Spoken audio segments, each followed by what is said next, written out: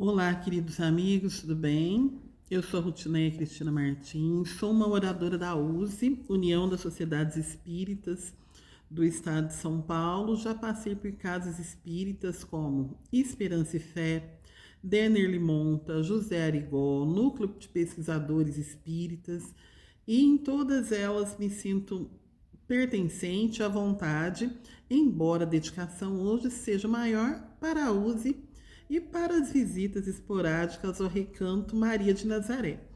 Então, nós vamos gravar essa atividade, estar falando com vocês, pela 54ª Semana Regional Espírita, que neste ano não foi uma semana, foi um mês. Está sendo um mês todo dedicado ao estudo espírita, à troca de oradores, que estando certa vez, 2018 ou 2019, no Templo Espírita Vicente de Paulo, conversamos com o senhor Marcos Faleiros e ele nos contou a origem dessa prática da troca de oradores entre os centros espíritas, favorecendo o intercâmbio e a pureza doutrinária. Hoje, vamos falar de um assunto muito emergente, a transição planetária. Então, vamos falar um pouco da geração nova e qual a nossa fonte, principal fonte. Hoje tem livros que tratam da transição planetária, estudiosos, palestrantes como Jorge Alahá, Divaldo Pereira Franco, Haroldo Dutra Dias, mas nós buscamos aqui a nossa pesquisa nas obras básicas, o Livro dos Espíritos, o Livro dos Médiuns, o Evangelho segundo o Espiritismo, a Gênese e o Céu e o Inferno. Principalmente Evangelho e Gênese, que tratam diretamente do assunto. Mas qual assunto? Vamos aqui por tópicos. A transição planetária, as diferentes categorias dos mundos habitados, porque essa transição que fazemos é do mundo de expiações e provas para a regeneração, os sinais dos tempos e a geração nova. Então, estamos aqui. O que seria essa transição planetária da qual falamos? A transição planetária, nós buscamos aí num site, aqui não falo de nenhuma obra básica, mas num site que trata de espiritismo e que tem como fonte aí a leitura e a interpretação dessas obras básicas. A transição é o nome que se dá ao período em que o planeta se impulsiona a sair de um nível de consciência específico, de uma dimensão, para ir a outro mais evoluído, cujo objetivo é atingir o processo de regeneração, de maneira que se torne mais fraterna e feliz. Ou seja, não estamos falando aqui do físico, mas das consciências, do despertar das nossas consciências. Mas o que seria esse mundo de regeneração? Para isso, vamos voltar um pouquinho. Existem diferentes categorias de mundos. Isso sempre com o nível de evolução de consciência. Da mesma maneira que existem diversos mundos habitados, mas que não são perceptíveis a nós todos, porque estamos em padrões vibratórios diferentes. Então, quando éramos ali, homens, mulheres das cavernas, estávamos num mundo primitivo. O que seria o mundo primitivo? Recém-criados ali por Deus, simples, ignorantes, como animaizinhos ali que vivem só para satisfazer os instintos, comer, beber, dormir, reproduzir. E nisso estávamos na barbárie, porque não conhecíamos ainda o amor, as leis morais, as leis de progresso. Isso é o mundo primitivo. Vamos pensar que a referência que temos é o homem das cavernas. Depois passamos para o mundo de expiações e provas, que é onde estamos, querendo sair. O que é um mundo de provas e expiações? A prova é quando algo nos acontece para provarmos a nossa fé, o nosso aprendizado moral, a nossa obediência às leis divinas. Isso é a prova. Então, de repente, eu estou aqui, quebrei minha perna. E na outra vida quebrei a perna de alguém. Não necessariamente. Às vezes aquele período de perna quebrada é uma prova à minha paciência, é uma prova à minha resistência. E às vezes prova até para um familiar que vai ter que assumir tarefas que eu faria enquanto mãe, enquanto profissional. Isso é a prova. As expiações, vamos dizer, usando um conceito católico, que a maioria de nós veio da Igreja Católica, as expiações seriam os nossos pecados. Quando estávamos no estágio mais primitivo, ou mesmo de provas e expiações mais rudes, ou mesmo expiações que arrecadamos em uma existência, o que seriam as expiações? Aquilo que eu devo. Aí no caso, por exemplo, se eu quebrei a perna de alguém e ter a minha perna quebrada, seria uma expiação, porque eu fiz outro sentir essa dor e eu preciso passar por essa dor para que eu me perdoe e prossiga a minha caminhada. E aí nós estamos saindo desse mundo de expiações. Então vamos falar mais um pouquinho desses diferentes mundos habitados. O que seria esse mundo de regeneração? Eu falei que era o primitivo, o que era provas e expiações.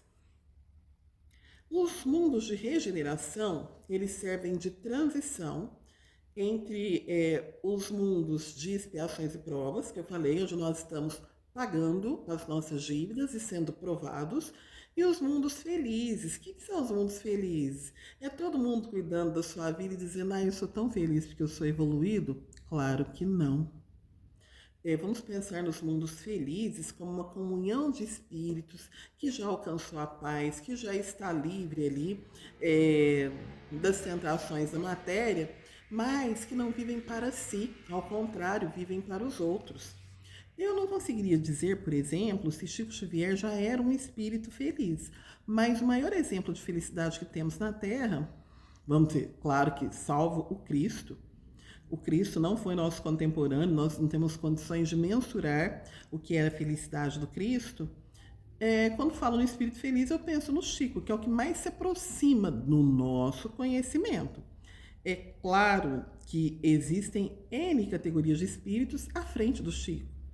O Chico estava lá, ele tinha sua catarata, aquele olho ardia, aquele olho coçava, ele tinha outros problemas de saúde, ele estava lá no meio da pobreza, da doença, do choro. E o Chico estava triste?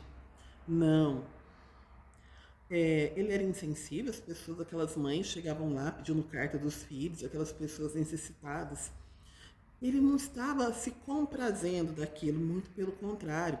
A felicidade dele era buscar meios de servir aquelas pessoas, buscar meios de melhorar as suas condições. Então, eu entendo que ser um espírito feliz é estar a esse caminho, buscar a felicidade do outro pelo trabalho, certo?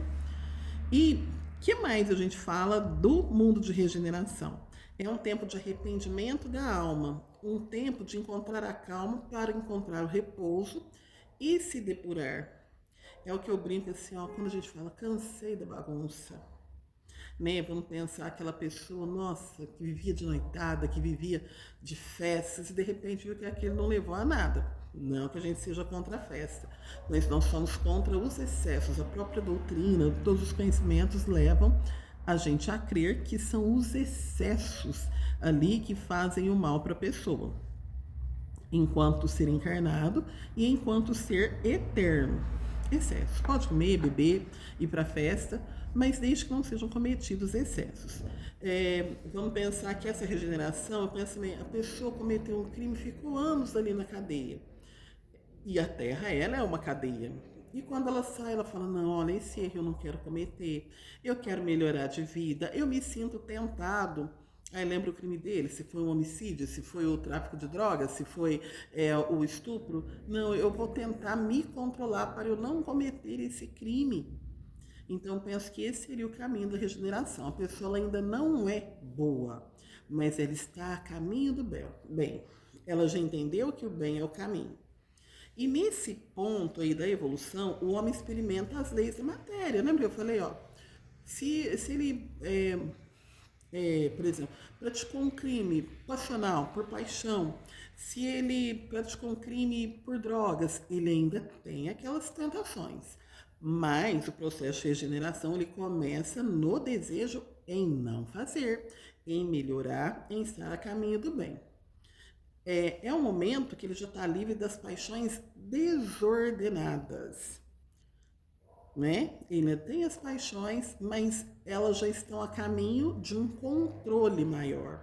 O indivíduo ele vai deixar de ser escravo das paixões e das sensações para ter mais domínio de si próprio. Nesse ponto, ainda não tem uma felicidade completa, porque ainda não tem totalmente essa paz de espírito, essa sensação do dever cumprido. Mas já se consegue enxergar a felicidade, porque pense, só de estar livre dessas paixões que acorrentam o ser humano, não é? A pessoa já se sente melhor. E como que se dá essa transição? Primeiro, ela se dá no cumprimento de grandes acontecimentos para a regeneração da humanidade. Então, quando nós ouvimos muito, né, o Jorge Lahar, ele dá um marco. Né? Muitos dizem que o primeiro marco é a vinda do Cristo, que rompe aí com um tempo de ignorância enquanto espírito, rompe com aquela lei do olho por olho, dente por dente, e nos mostra, nos aponta a lei do amor. Cristo já é um marco. Porém, quando trazemos aqui mais para perto, temporalmente, vamos pensar que a Revolução Francesa pode ter sido um marco. Pode não, deve, né? Porque os espíritos, eles não dão data exata dos acontecimentos. Né? Eles conseguem enxergar um contexto, mas eles não conseguem dizer, olha, por exemplo, data da Revolução Francesa, 14 de julho de 1789. Não, não é assim. Os espíritos, eles vislumbram um contexto para que algo aconteça. A velocidade disso acontecer ou não vai depender da ação humana. Então, um grande acontecimento, Revolução Francesa. Teve muitas mortes, sim. Muitos espíritos estão em expiações por conta das mortes causadas na Revolução Francesa, sim. Ainda há muito o que pagar por isso. Porém, ela foi uma revolução onde que pela primeira vez se pensou nas pessoas e não só nos governantes. Ideais de liberdade, fraternidade, igualdade, questões de cidadania que se inspira até hoje por conta da Revolução Francesa. Então, ela foi um marco de progresso, ainda que tem os efeitos deletérios da guerra, certo? Então, aí, um marco foi a Revolução Francesa.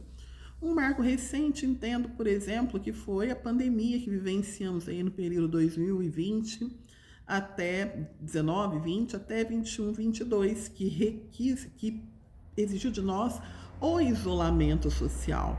E foi uma comoção em várias sociedades, as pessoas tiveram que se voltar para dentro de si. Então foi um marco também contemporâneo.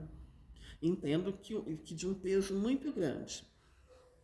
Então, para entender essa transição, nós precisamos entender que a Terra está submetida às leis do progresso. E esse progresso, ele é um progresso físico à medida que se tem a transformação dos elementos materiais e da natureza. Não é? A gente fala que essa transição ela se dá no interior das pessoas, mas a gente lembra que há modificações no planeta. Tanto modificações físicas, do aquecimento natural do planeta pelo seu envelhecimento, como também mudanças provocadas pela própria ação do homem. Olha, esse ano praticamente não teve inverno, e isso teve as suas consequências na natureza. Olha, por exemplo, o desastre de Brumadinho, a tragédia no Rio Grande do Sul, são questões físicas, mas que seus efeitos vão mexer na moralidade. As tragédias, as perdas materiais e o que requer da gente do ponto de vista moral, de ter a solidariedade, de ter o desprendimento, a perseverança nesses momentos de tragédia. Então, são momentos de progresso físico, de mudanças no planeta, fisicamente, mas que tem ali as provações morais por conta disso. E o progresso moral que se dá pela depuração dos espíritos encarnados e desencarnados. Talvez vindo até por meio das questões físicas, mas o objetivo de tudo é o nosso progresso enquanto moralidade, enquanto aprender o bem. Dando continuidade, né, ao que estávamos conversando sobre o mundo de regeneração, a Gênese nos mostra um texto que nos fala dos sinais dos tempos. Que seriam esses sinais? Vamos ler o trecho. A humanidade se transforma como já se transformou em outras épocas, e cada transformação ela é marcada por uma crise, que é para o gênero humano o que são as crises de crescimento para os indivíduos, frequentemente penosas, dolorosas, que carregam as gerações e as instituições, mas sempre seguidas de uma fase de progresso material e moral. Então, isso está na Gênese. Então, vou dar um exemplo assim, de uma das primeiras crises que o indivíduo passa. Então, quando ele é bebezinho, ele está naquela fase ainda, começo da encarnação, ele mama na mamãe, depois vamos uma madeirinha, começa a nascer os dentes. Olha, eu tenho 3 filhos, eu sei quanto é doloroso para o filho e para a mãe o nascimento dos dentes. Por quê? Dói, coça, dá febre, dá diarreia. Quando nasce o dentinho, lembra quando vai estar lá os 2 aninhos que enche a boquinha de dente? Olha a melhoria da qualidade de vida. Antes o alimento era só o leite, né? Dependia muito da ação da mãe, né? Da mãe ter uma boa alimentação, ter um bom regramento ali para passar o que fosse de melhor nesse leite materno, depois o leite industrializado. E quando nasce os dentinhos da criança, é claro que ela já está na papinha, a qualidade de vida melhora, porque ele pode deglutir todos os tipos de alimento e como eu falei, melhora a sua qualidade de vida, melhora a sua autonomia, já não depende tanto de outras pessoas. Foi uma crise, foi doloroso, mas houve a melhora depois. E assim, quando se dê, aí morreu o bebê, né? A partir do momento que nasceu os dentes, que tirou a mamadeira, tem mãe que demora a tirar essa mamadeira, por inseguranças mil, acabou o bebê e veio a criança. Mas antes teve essa crise dos dentes, a crise de deixar as fraldas. Então, uma das primeiras crises que eu estou falando, a crise da adolescência, da passagem para a vida adulta, do envelhecimento, são diversas crises pelas quais passamos que vêm de momentos difíceis, mas que depois elas vão melhorar o que há de por vir. E a gente fala dessas crises, né, das transições da fase da vida, e hoje nós vemos que nós temos um grupo de espíritos reencarnando, ou talvez até que já viessem, né? Isso não temos a certeza, não podemos afirmar. Nós fizemos um tempo que eu brinco que é de todos saindo do armário, que era uma expressão que a gente usava, a gente fala enquanto sociedade, não enquanto rotiné indivíduo. Quando a gente se referia a alguém, por exemplo, que é homossexual e que assumia a sua opção. Então a gente falava, olha, Pedro, Joaquim, Bento saiu do armário, né? Ou seja, revelou ali a sua opção. E hoje a gente está vendo outros tipos de opções reveladas. Nós estamos vendo o radicalismo político, o racismo, os fenômenos nas redes sociais, das pessoas ou se mostrarem ou se atacarem mutuamente. Ou seja, as pessoas estão se mostrando tais quais são. E às vezes os antigos brincam, né? Nossa, mas antigamente não tinha isso. Não tinha isso por outras questões. Não tinha isso que eu falo assim, né? Hoje as pessoas mostrarem sua sexualidade, mostrarem suas opiniões políticas, mostrarem ali o seu alcoolismo, a sua drogadição.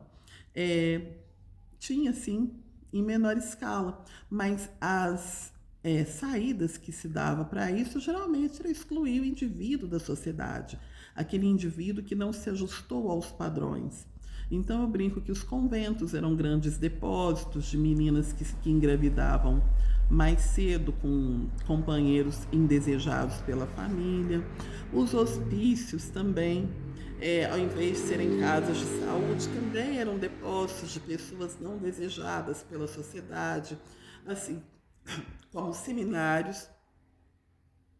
Ou seja, todas essas formas de afastar o indivíduo do meio social quando eles representassem, vamos pensar, uma situação vergonhosa, uma opção de vida que se considerava vergonhosa. Então as pessoas hoje elas estão se mostrando mais e elas não querem mais se esconder. tanto por questões lícitas como ilícitas, né? Hoje as pessoas se drogam no meio da rua e entendem que é isso, que todos precisam optar, respeitar as suas opções. O que eu quero dizer isso? É correto? Não é? Mas é um sinal dos tempos. É um sinal que diz, olha, se antes eu colocava essa pessoa debaixo do tapete, ou seja, eu a escondia, eu apartava da sociedade, agora eu preciso discutir a situação dessa pessoa. Eu preciso compreender as suas opções, as suas escolhas de vida. Eu falo eu enquanto vamos pensar que eu sou uma figura dominante na sociedade, que eu sou um pai, que eu sou um governante, algo assim. Já não se pode esconder. E isso é um sinal dos tempos também. As pessoas poderem se mostrar. E isso só vai mostrar o quanto a humanidade ela é um ser complexo. Ela não é única. Ela não tem só um lado. Olha, tudo isso que eu falei para vocês, todas essas categorias, elas têm suas razões, elas têm suas motivações, são criaturas de Deus como cada um de nós. Entendendo aqui que nós que falamos e quem ouve são pessoas aí que estão vivendo de acordo com as leis divinas. E é o que precisamos discutir. Se temos a intenção de caminhar rumo ao mundo de regeneração, eu preciso realmente vivendo de acordo com as leis divinas. E é o que precisamos discutir. Se temos a intenção de caminhar rumo ao mundo de regeneração, eu preciso realmente buscar essa regeneração. Se era um espírito, uma alma criminosa, eu preciso buscar um processo de cura em relação a isso. Eu tenho até uma teoria, porque a gente lê até no Livro dos Espíritos, que a Terra é um presídio, um hospital e uma escola. Então, quando a gente está lá no começo ali das provas e expiações, a Terra é um presídio. Porque lá no mundo primitivo, nas primeiras encarnações, nós cometemos crimes para sobreviver. Nós matamos, roubamos, abatemos animais, seres humanos, nós entregamos cristãos para os leões. Então vamos pensar que nós cometemos crimes. Quando a gente sai dessa fase criminosa da nossa existência, eu penso que nós vamos para um hospital para nos curarmos ali das nossas mazelas, daquilo que fizemos conosco e com os outros. Porque não tem como eu fazer com o outro aquilo que é mal e não fazer comigo. É aí que eu arrecado a expiação. Não é? Eu provoquei um aborto. Então eu vou, vamos supor, né? Então eu vou ser chamada a situações em que eu vou ter que aprender que aquilo é errado. Olha, a nossa vida como uma escola mesmo, né? E como que eu vou aprender que aquilo é errado? Passando pela mesma situação, passando por situações em que eu vou evitar outros abortos, se eu antes cometi ou incentivei? Talvez, porque a vida é isso. Primeiro um presídio, hospital e por fim a escola. Por que a escola é por último? Porque eu sou professora? Não, a escola é por último porque a gente entende que depois que nós passamos todas essas experiências, nós vamos aprender. Nós vamos aprender para poder aplicar aquilo que aprendemos e assim evoluir e buscar realmente sair desse mundo de provas, desse mundo de expiações e caminhar para regenerar.